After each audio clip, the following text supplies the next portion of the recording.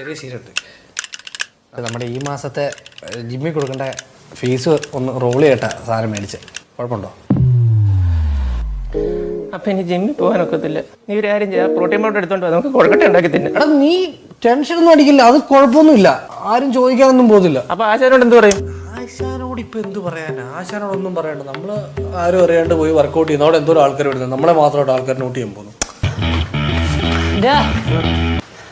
എനിക്ക് മതിയാടാ, ഞാൻ വീട്ടിൽ പോണേ. ഇനി ഒരു നിലയും കൂടെ ഉള്ളു. നീ ഇങ്ങനെ തുടക്കത്തിലെ മടി പിടിക്കല്ലേ, വന്നേ കയറുമ്പോഴേ ബുദ്ധിമുട്ടുള്ളൂ, ഇറങ്ങുമ്പോ ഓടി ചാടി ഇറങ്ങും. വാ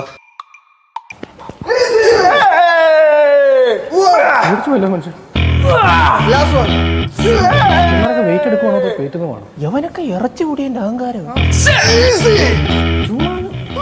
വെച്ചാ മതി. അതിന് നിസ്സാരം നിസ്സാരം നിസ്സാരം നമ്മളെ കൊണ്ട് പറ്റും. ഒന്നുകൂടെ നിസ്സാരം നിസ്സാരം.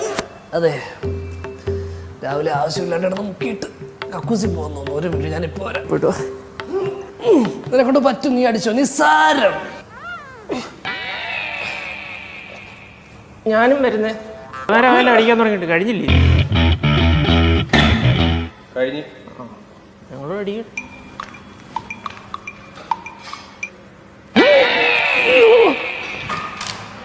എത്ര കിലോ നാറിട്ടേക്കുന്നേ? 100 കിലോയോ?